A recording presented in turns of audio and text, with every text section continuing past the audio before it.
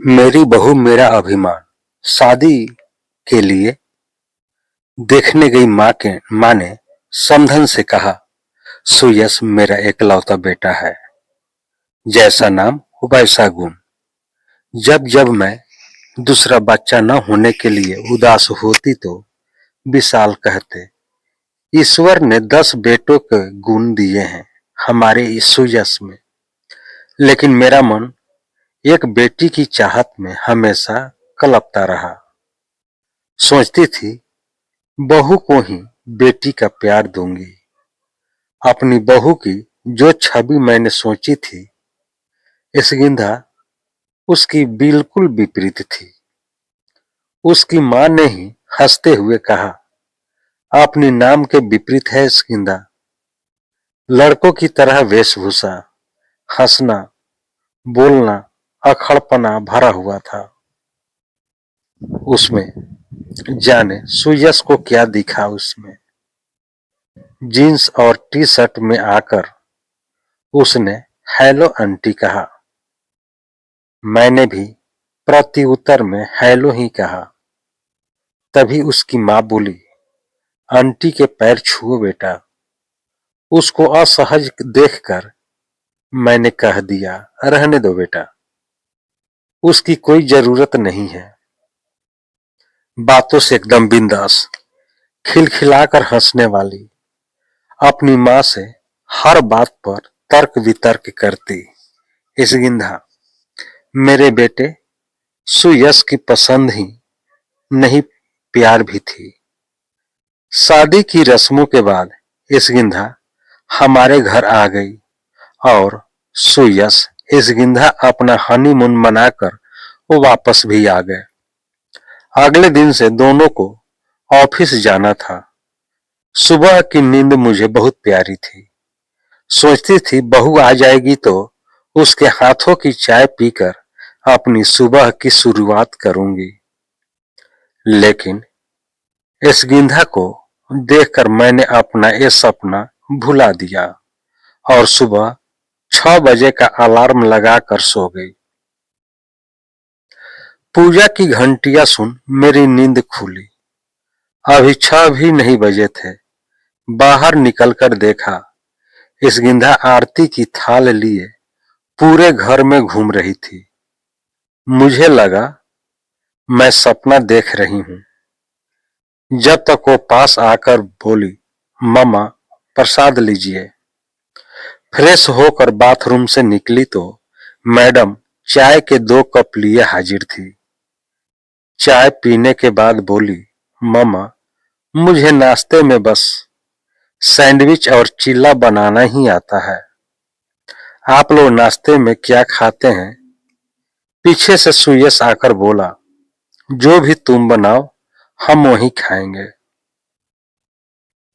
सुयश ने मेरा हैरान चेहरा देखकर पूछा, क्या हुआ मां, चाय पसंद नहीं आई? नहीं रे, इतनी अच्छी चाय तो मैंने ही नहीं बनाई कभी। फिर मैंने इसगिंधा से कहा, तुम्हें ऑफिस जाना है बेटा, तैयार हो जाओ।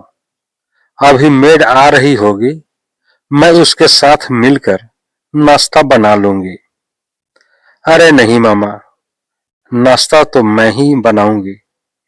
फिर तो मैं पूरा दिन ऑफिस में ही रहूंगी, तो फिर घर पर सब आपको ही देखना पड़ेगा। इसगिंधा कभी मौका नहीं देती थी कमी निकालने का। साड़ी बहुत कम पहनती है। वो हर रोज हमारे पैर भी नहीं छूती।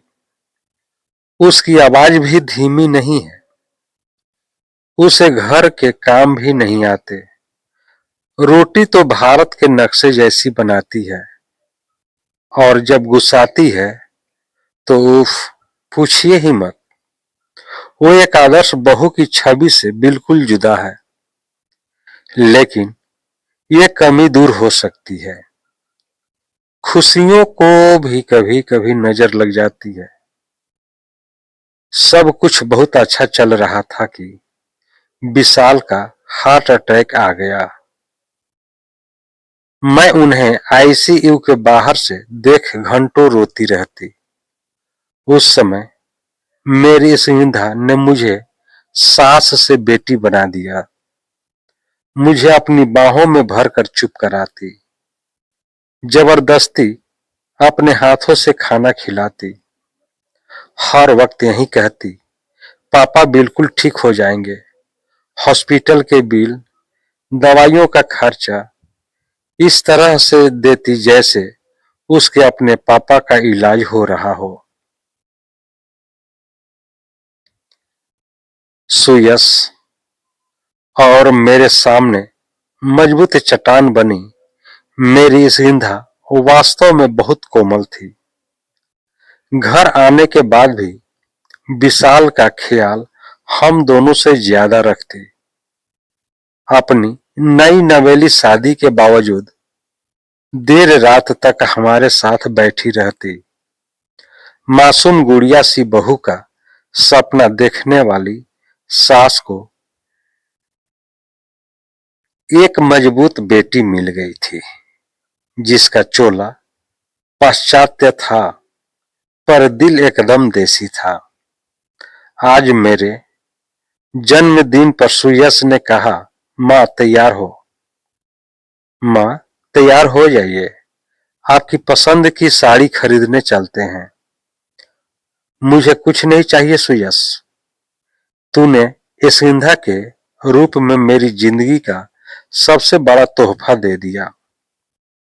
मेरी भीगी आंखें पोंछ कर सुयश ने पूछा, वैसे है कहाँ आपकी दबंग बहू, जिसने अपनी दबंगई से आपका भी दिल जीत लिया।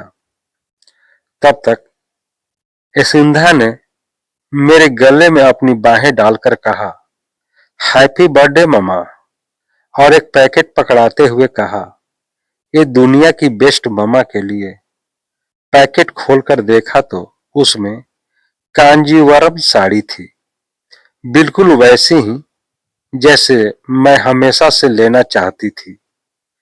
मेरे आश्चर्यचकित चेहरे को देखकर बोली, वो जब आप रेखा की तस्वीर गूगल पर सर्च करके घंटों देखती थी, तभी मुझे समझ आ गया कि आप उनकी तस्वीरों से मैं देखती क्या है। अपनी जोरदार हंसी के साथ उसने फिर से मुझे गले लगा लिया। खुशी में बहते आंसुओं को पोंछकर उसने कहा, एक माँ के दिल की बात एक बेटी तो समझ ही जाती है ना ममा। हाँ मेरी स्निग्धा बेटी। दोस्तों, यह कहानी आपको कैसी लगी? कहानी को लाइक करें, शेयर करें। चैनल पर नए हैं तो चैनल को सब्सक्राइब कर लें, बेल आइकन का बटन दबा दें कि आपको इस तरह की कहानियां मिलती रहे। अब हम लोग अगले वीडियो में मिलते हैं, तब तक के लिए जय हिंद,